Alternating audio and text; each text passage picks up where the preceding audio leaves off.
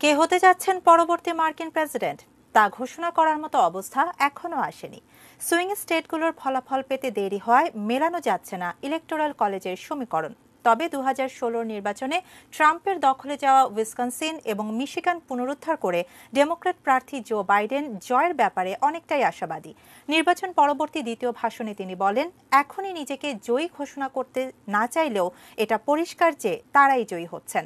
Running mate কামলা হ্যারিসকে সঙ্গে নিয়ে দেয়া ভাষণে আবারও ঐক্যবদ্ধ জাতি গড়ার অঙ্গীকার করেছেন বাইডেন। বলেছেন, তার দলের জয়ের পর কোনো রাজ্যেই লাল নীল বিভেদ থাকবে না, শুধু থাকবে মার্কিন যুক্তরাষ্ট্র। তবে বাইডেনের উদার ভাষণের বিপরীতে ডোনাল্ড ট্রাম্প আইনি পথে হাঁটার ঘোষণা দিয়ে রেখেছেন আগেই।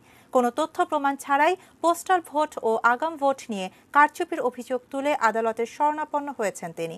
এখনও ফলাফল না হওয়া রাজ্যগুলোর মধ্যে অ্যারিজোনার ভোট গণনা কেন্দ্রের সামনে বিক্ষোভ করছে ট্রাম্প সমর্থকরা। নির্বাচন পূর্ববর্তী জরিপগুলোকে ভুল প্রমাণ করে 48%-এরও বেশি ভোট ট্রাম্পের পক্ষে যাওয়ায় মার্কিন জনগণের মধ্যে বিভক্তি এখনো স্পষ্ট।